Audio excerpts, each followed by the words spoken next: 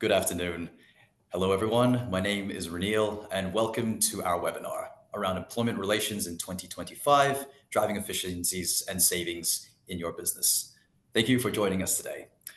Just letting you know that we will get started in a couple of minutes, waiting for a couple of latecomers to come. Please sit tight while we wait for everyone to arrive.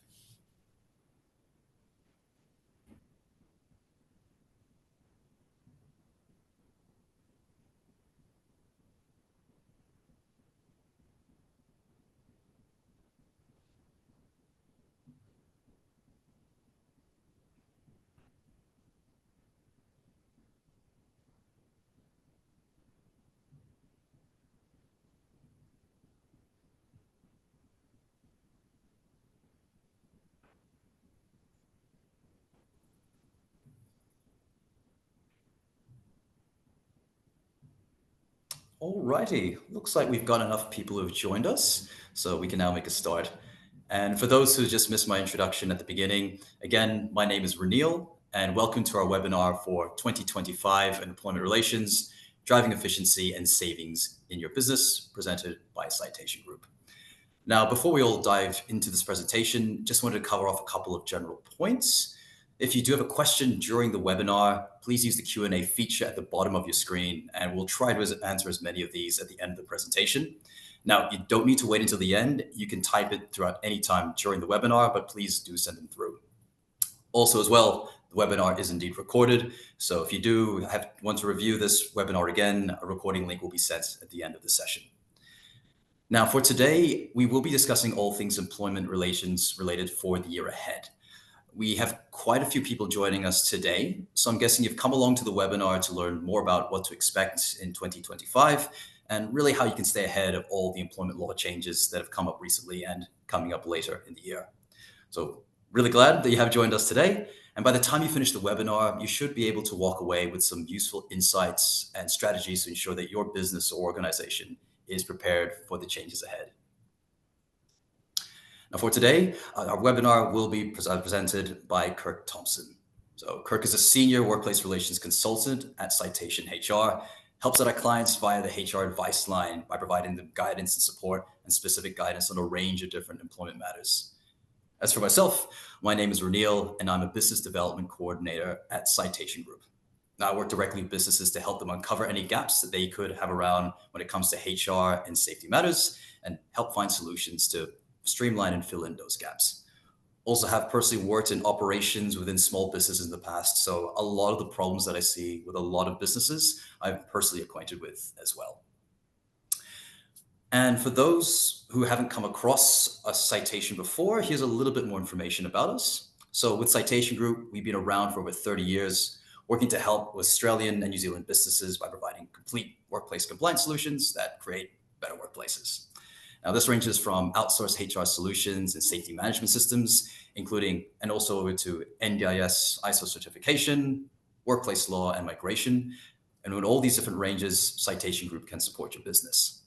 If you'd like to learn about any of these or more about us, we'll be pleased to chat after this webinar and see how we can assist in your organization.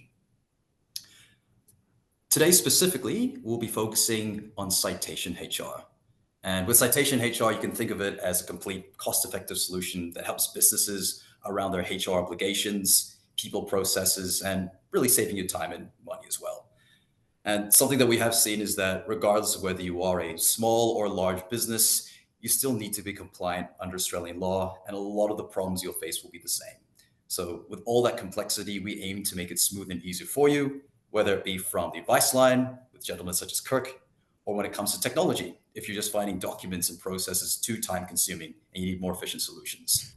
This, among many things, are how we can provide support and give further support towards your business. But yeah, that's all from me. What I'd like to do is hand over to Kirk himself, who can walk us through today's topic. I hope you do enjoy and find what you see in this webinar useful, and we'll see you on later on. All right, thank you, Ronnie. As he's mentioned, today we're just going to go through a few different topics. Firstly, casual conversion, then the right to disconnect, changes to wage underpayment laws, and then at the end we'll try and get to some of your questions. So, firstly, casual employment. some of you may be aware, but at the end of last year, in August, actually, there was a change to the definition of what casual employment is, and what it actually means for everyone as an employer. So it has changed. It used to be that if you offered someone a job as casual, that was fine. There didn't have to be a firm advance commitment in terms of the work that would continue indefinitely with an agreed pattern, and then they would accept that offer, knowing that there'd be no firm advancement. From August 26, the definition under the Act has actually changed, and now it says that the employment relationship is characterized by an absence of a firm advance commitment to continuing and indefinite work, taking into account a number of factors. So that also means that the employee would be entitled to casual loading or specific rate of pay for casual employees under the terms of the Fair Work instrument, such as the award, um, if the employee were a casual employee, or if the employee is entitled to such loading or rate of pay under the contract of employment. So, what we're going to do is jump into a few different things. So, to start with, a firm advance commitment. So, to determine if a job has a solid commitment to being long term or ongoing engagement, we need to look at the real substance and practical and true nature of that employment.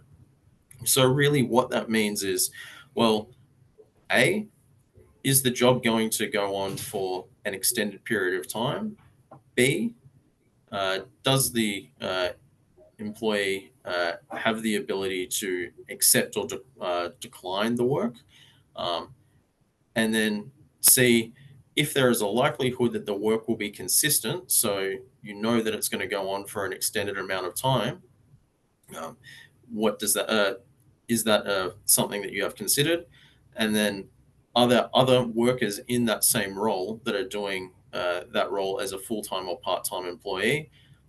And finally, regularity. Now, regularity is actually been defined as, is it being offered consistently? So every week. It doesn't need to be the same work pattern or schedule, but is it offered regularly? So, as I mentioned before, a casual employee relationship must be characterized by an absence of firm advance commitment and continuing indefinite work.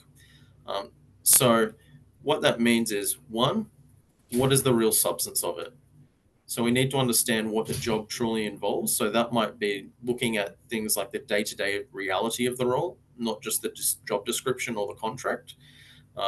So an example of this might be an employee whose job description states that they're a permanent employee, that they will be handling planned advanced activated tasks and activities, and that could be in a range of different settings. Um, Whereas in reality, the employee is actually checking their phone daily for new job requests or urgent calls, or they might be called out on called to do work on evenings or weekends. So there's actually no advance commitment, and that may not be reflective in the job description, for example. Um, Second, practical reality. Consider how the job operates in practice. So that includes the interactions between yourself as an employer and the employee, and how the job functions in the real world. So that might be, considering an employee who, although their contract indicates that it's permanent, there's actually constant schedule changes. The offers of work is unpredictable, and is actually around seasonal demand or during peak seasons, or even if they're required to handle extra hours due to staff shortages. Um, Third, the true nature of the role. So you actually need to assess the nature of the employment relationship when you're doing this. So is it structured to be long term? Is it meant to be flexible or temporary? So consider things like the contract might state it's permanent, but you've only got them on for a project, and there's no guarantee of ongoing projects after that. Um, so, if you've considered all of them, then you may consider whether or not the role is actually a casual role or if it's a permanent, ongoing role. Um, so, the next thing that needs to be considered is an occurrence of a specified event. So the specified event now has been defined, where a casual employee um, of your employment does the following things. So the employment status has been changed to full time or part time. The employee's status has been changed by order of the Fair Work Commission. The employee's status has been changed to full time or part time under the terms of the Fair Work instrument that applies, so the EBA or the Modern Award. And then finally, the employee accepts an alternative offer of employment other than in casual by the employer. Um, so when a specified event occurs, just to let you know, um, what it will mean is that you'll actually need to, one, start paying the person as a permanent employee, and they'll no longer get the casual loading, and they'll also start to accrue their leave. Um, so, it, in these certain circumstances, you either will have the employee come to you and request to change to permanency, you will offer them to change to permanency, or if you can't find an agreement, there might be, as stated, an order by the Fair Work to change to permanency. Now, don't worry if an employee is ordered by the Fair Work Commission to move to a permanent role, you do not need to back pay them um, prior to that event. It is only after the event that they would change to a permanent role, and at that point, you would pay them the applicable rate.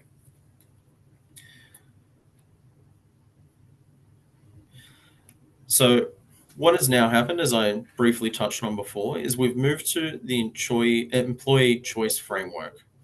So basically, what we've previously had is that at a time, usually after 12 months, you would notify an employee that they have been a casual for 12 months, um, and that it's been an ongoing and systematic relationship, and you're giving them the opportunity to move to full time. This has now changed, whereby the employee can actually come to you and request to move to permanent employment. So, what happens when they do that? The employee actually needs to put it in writing. You then would respond to them and discuss with them about that, what that means to them. So you would explain to them the new rate, what it would mean in terms of leave accruals, such as annual leave and personal leave. And then after you had considered what you could offer them, so if they've come to you and said, I want to move to from casual to permanent, and you can offer them 3 days a week, you would then put that in writing. Um, you could also refuse, so that there are grounds that you can refuse on still, and they are reasonable business grounds, such as if you know that there is a business downturn happening and you can no longer have consistent shifts available, if you, for instance, know that the business is winding down in the next few months, or if, for instance, they're on a project and the project is finishing. So once you have actually responded, the employee, if they're not satisfied with their response, could lodge it to the Fair Work Commission as a dispute. It's not a standard practice, but it's also not something that hasn't happened either.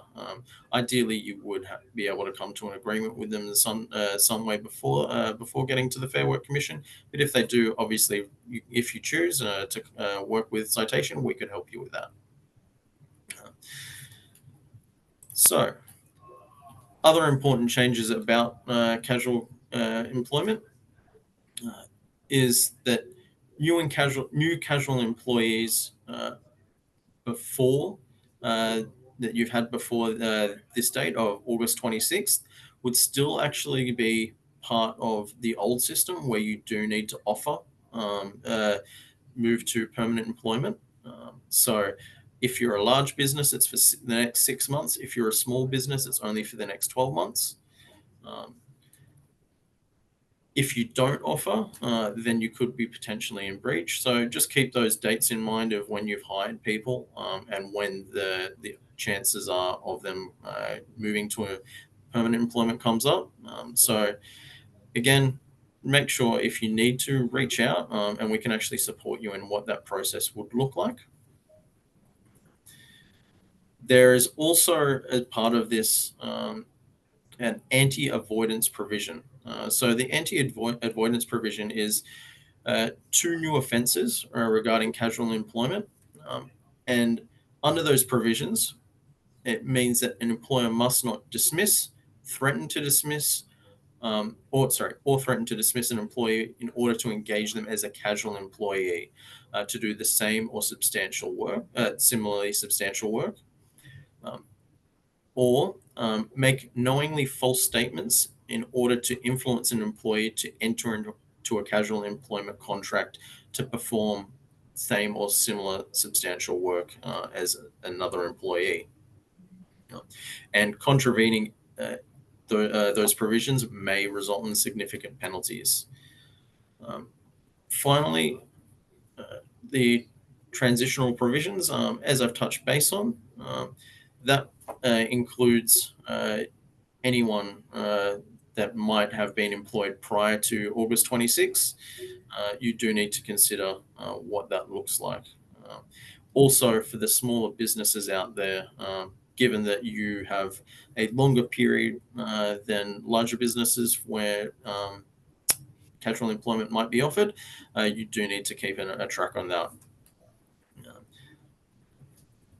So, the risks of misclassifying a casual employee, this is a big one that you do need to make sure you're doing the right thing. So, casuals on commencement can make small claims disputes, whether or not they were a casual employee. They can also request an order be made to declare that a casual employee should be part time or full time from when they started. Um, and then finally, you would be required to make back pay if you haven't actually classified them correctly in what kind of role they should have had. So, even though, as I previously stated, you wouldn't, if you had a fair work order to transition someone from casual to permanency, if there was a determination that this person should have been a permanent employee to start with, you will need to back pay them. Um, but again, this is only if a determination is made in this case. It's not a matter of just someone coming to you and telling you that they should have been permanent from the start and that you need to back pay them. It is actually only if there is a determination by the Fair Work Commission. Um, but as part of that as well, if there is that determination, you could also have penalties imposed to you for failure to meet the National Employment Standards or Fair Work Instrument entitlements. So again, if you need any assistance about what you're classifying someone as, that's what we're here for at Citation. We can absolutely assist you with that and help you determine what is appropriate. Awesome. Thanks much, Kirk, for those details. And exactly as Kirk said, when it comes to casual employment or casual conversion, if that's something you need guidance with, or even something else maybe related to documents or procedures, dispute, or just general clarification on a workplace matter that you have, we're happy to assist and do have a special offer at the moment. In this offer, everyone that's a part of this webinar do get a complimentary consultation call. So perfect opportunity and chance to discuss any of those issues that we raised or something that you've got internally, understand what sort of problems you do have and what glaring risks could be there. And we're more than happy to share our knowledge and assist you. We'd love to assist. And if you are interested, simply scan the QR code that you can see on your screen. If you have your mobile, click it through, put the application through, and we're happy to have a chat. Or you can even just put an interest through the chat box as well, and we're also happy to respond and assist there. We'll give you all about a minute to have a look and do so, and then we'll get back to the presentation.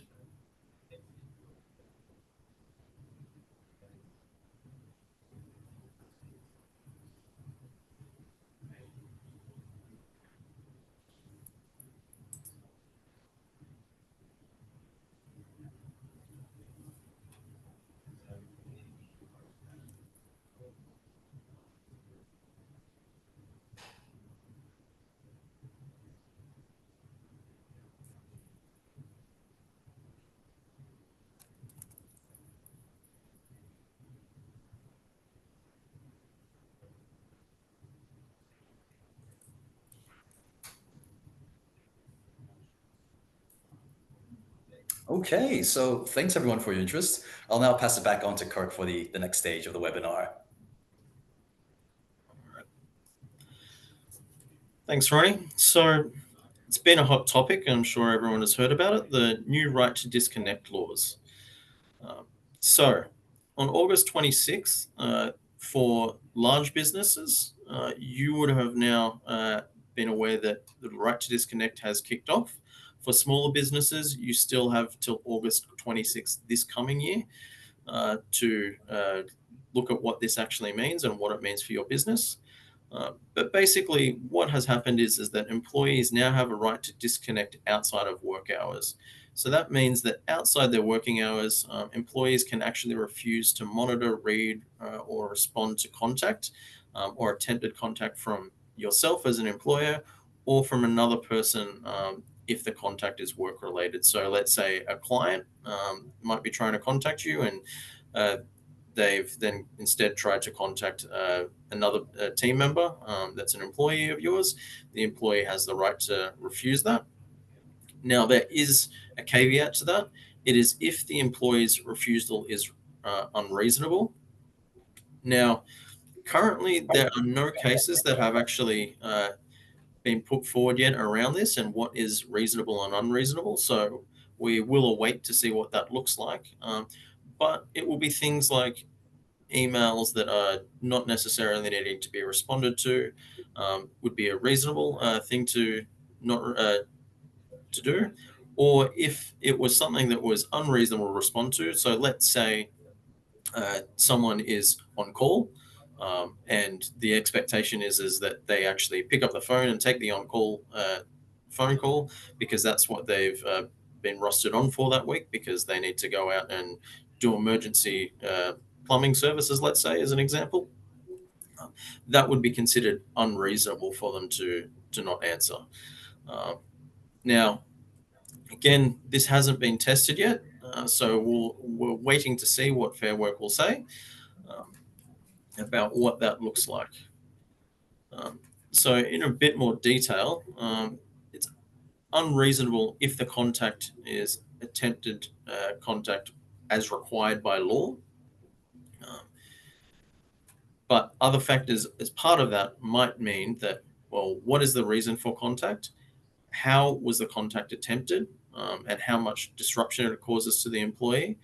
Um, are they compensated? So, as I said, if they're on call and they're getting paid for that, it's not unreasonable for them to respond. Um, and what is the level of responsibility in their role, and what is the personal circumstances? So, things like, well, is this person a senior level employee, and the expectation is that they're getting compensated quite highly, and that they should be actually responding to emergency contacts, whether that be things like needing to discuss client related matters, or even if it's to do with, let's say, someone that is at a low level, but you're calling them because there's a shift change that you need to ask them to do. So if they're a casual, for instance, and there's a shift going tomorrow because someone's sick, it's absolutely reasonable for you to call them outside of work hours. But if it's simply like, there's an email that's about something coming in the next week, there's no actual expectation that that person should actually have to answer that. They should be able to answer that the next time that they're either rostered or the next day. Um, Additionally, the personal circumstances needs to be considered. So, as I said, is that person a single parent? Do they need to look after their kids? And that if their hours are 8 to 5 and you're contacting them at 10 p.m., that would not be considered reasonable, and would be something that they could push back on. But again, you're going to have to look at each individual circumstance, and we haven't got any case law around this yet, so we can't actually tell you what Fair Work is considering on this.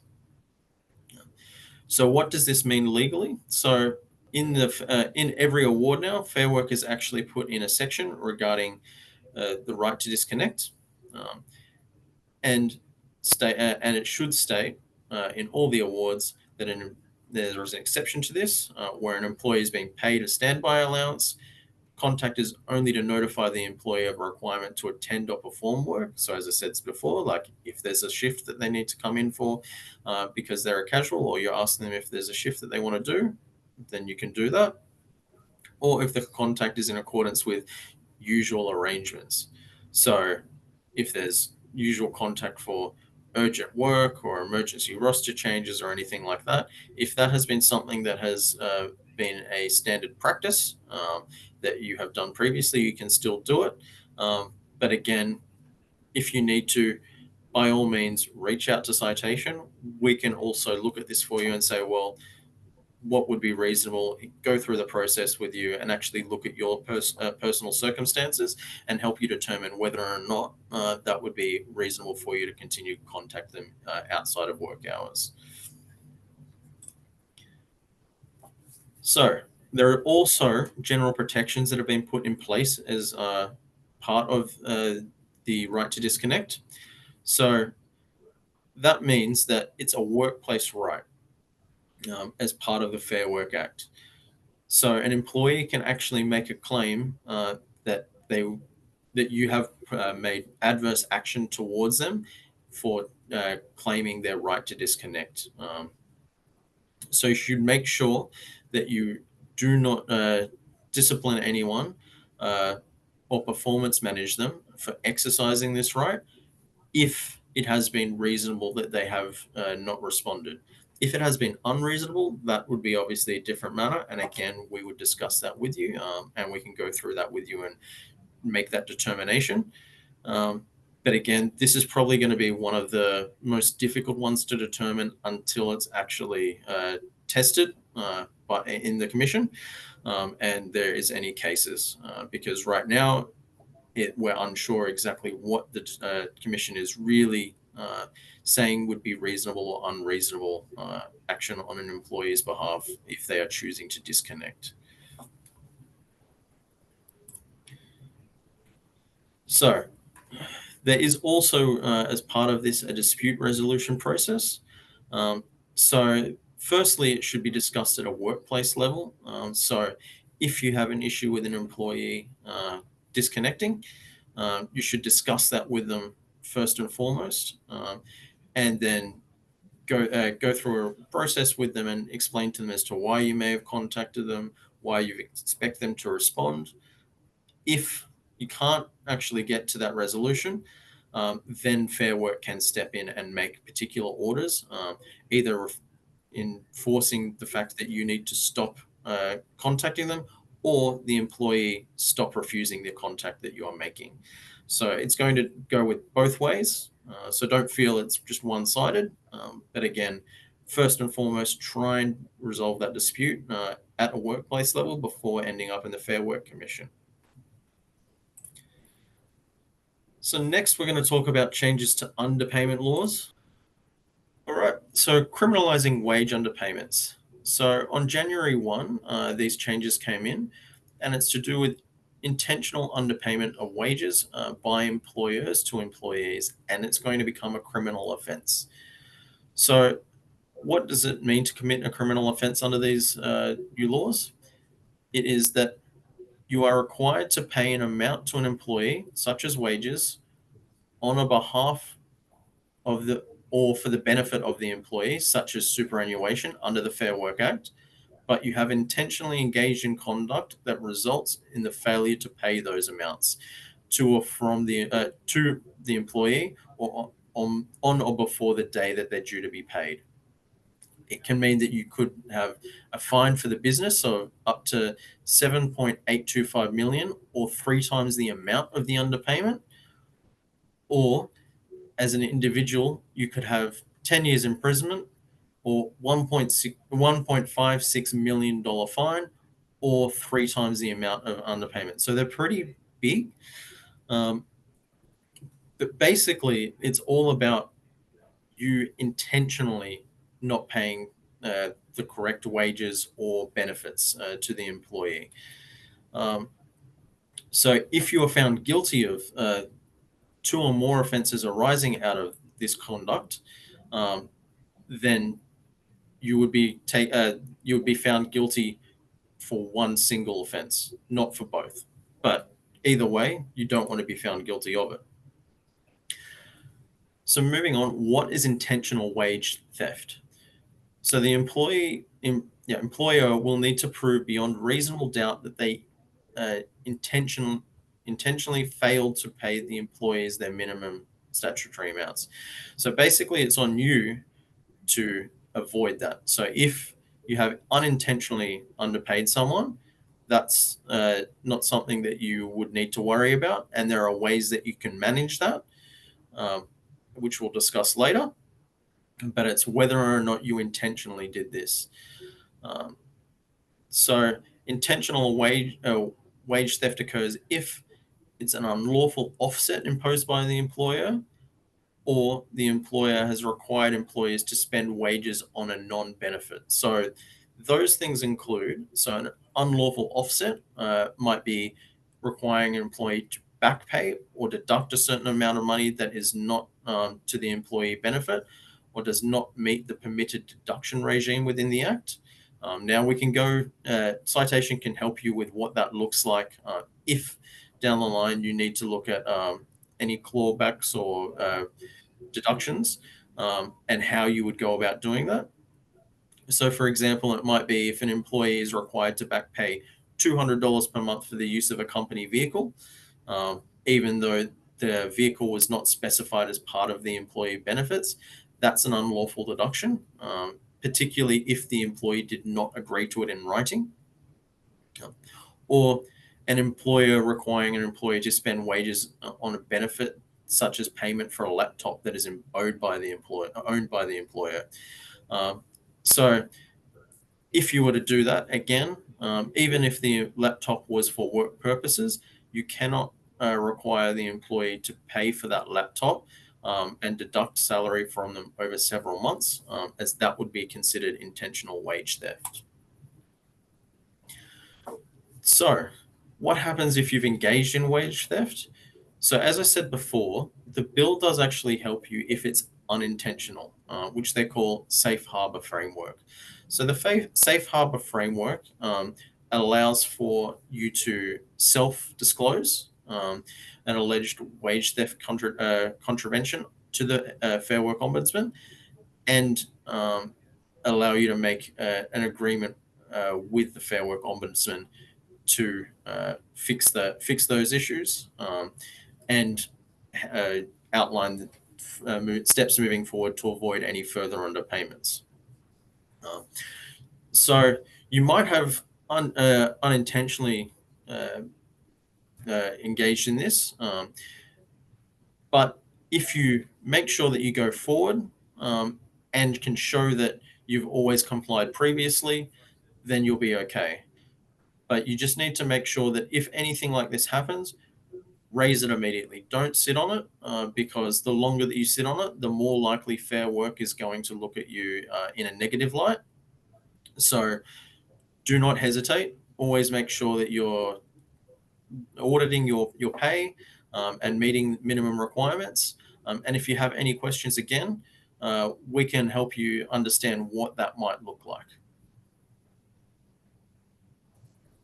Awesome. Thanks so much, Kirk. And want to reiterate what Kirk was just saying there as well, in which if you do have any questions or issues, no matter how small, or if you just really want to get peace of mind, you're more than welcome to take this complimentary call. As you can see, something seemingly as basic as wages can have a lot of granularity and a lot of issues that come up. But then also as well, there's also options for you available if you do need to get that sorted. So do take full advantage of this option. More than happy to see how we can assist. So you can see as well that a good number of questions have come in throughout the whole webinar. I'll allow about a minute or so just for anyone who is interested to take this complimentary call to record the details or to try to put a message through on the chat box, and then we'll go into the questions.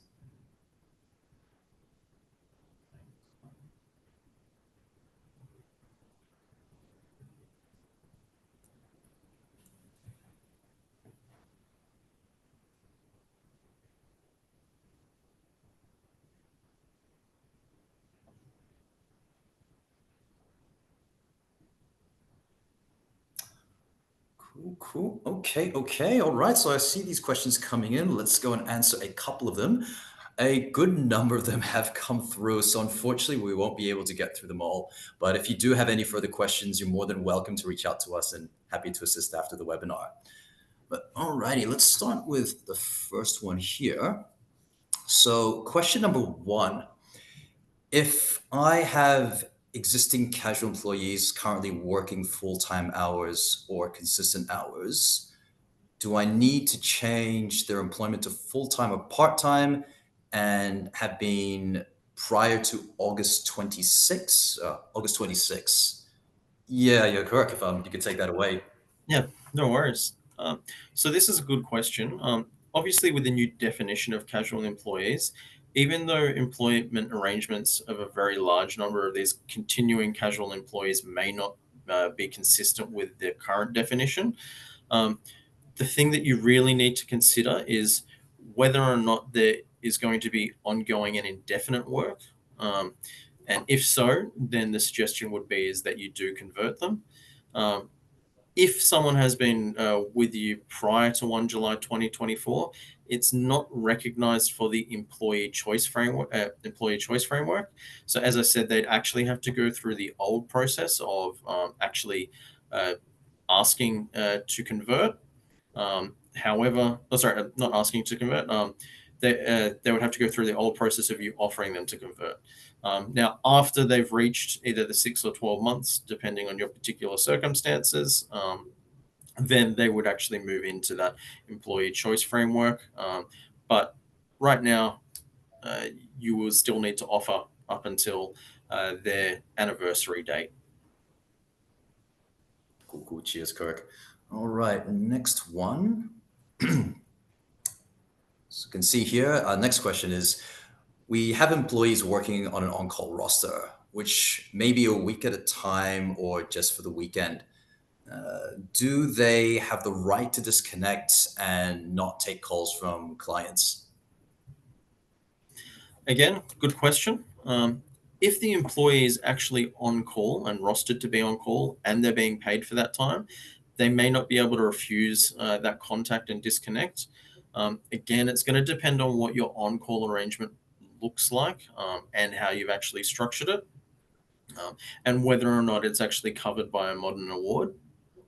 Uh, there also may be certain periods where it's actually reasonable for them to disconnect. But if you have any questions, by all means, reach out to us and we can go through that in more detail on a case by case basis. 100%. And speaking of questions, there's quite a number of still coming through. And admittedly, we are getting short on time. I'll grab one final quick one. Yep, this one here is fair work enforcing the rights to disconnect. Yeah, look, currently, as I said previously, there are no actual cases. While Fair Work does have the power to actually enforce the legislation, they can absolutely enforce it. But currently, there's no cases ongoing, so we don't know what it's going to look like and how they're actually going to enforce it. But again, reach out to us if you have any concerns. We can discuss it with you and look at what your actual particular circumstance is and what is actual reasonable contact or what is unreasonable refusal. Beautiful. Again, thanks so much, Kirk, for answering those questions. And again, guys, unfortunately, we are reaching time for today. Do thank you for coming on to the webinar. And as you can see, we do have a wealth of information that we're happy to share. So if you do have any questions, again, welcome to get back in touch with us. We'll send you an email with further details and a follow-up link if you do so. Otherwise, don't hesitate to reach out. Again, thanks for your time and enjoy the rest of your day. Thanks, Ronnie. Thanks, everyone.